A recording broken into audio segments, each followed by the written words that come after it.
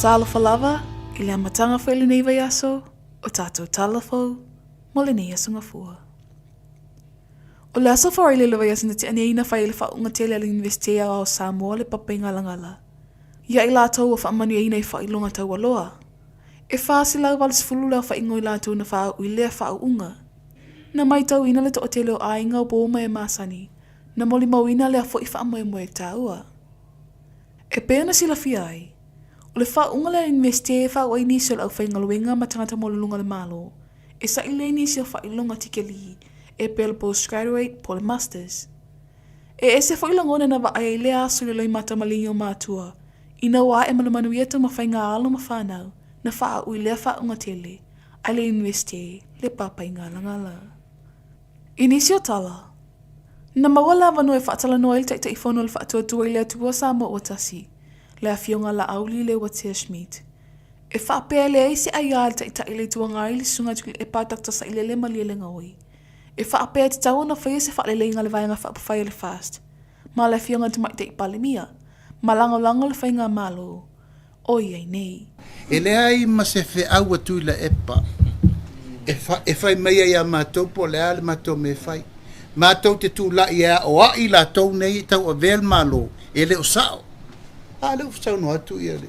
E onga sui te teifon. Fe sili. O la tala tatu lau lava. O la se sau na ngā tatu ofisa lo ia. Tatu asosi lo ia. Why don't you ask them? La so tau langona.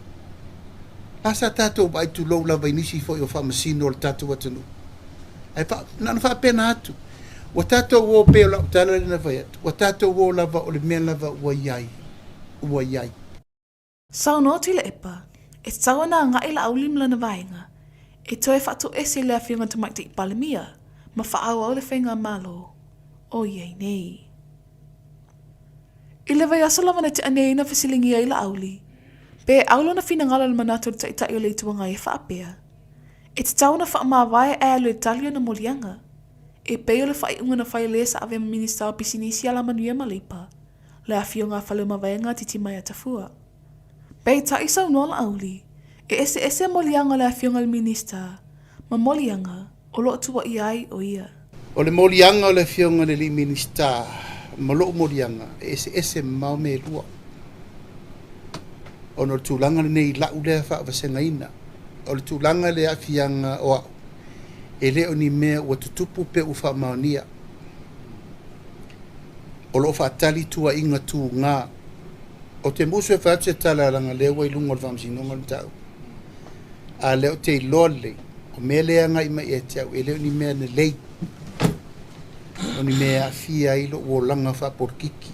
Ina ia wana I mwhainu toe aru les whainga palota. A wha muta ina lau tala. O le ala le na, o lo tutu mau, e leise mea la u wha ma vai ai fua. Leo te iloa, o leo te tūla ua mi tonu. But no one is claimed guilty unless proven guilty.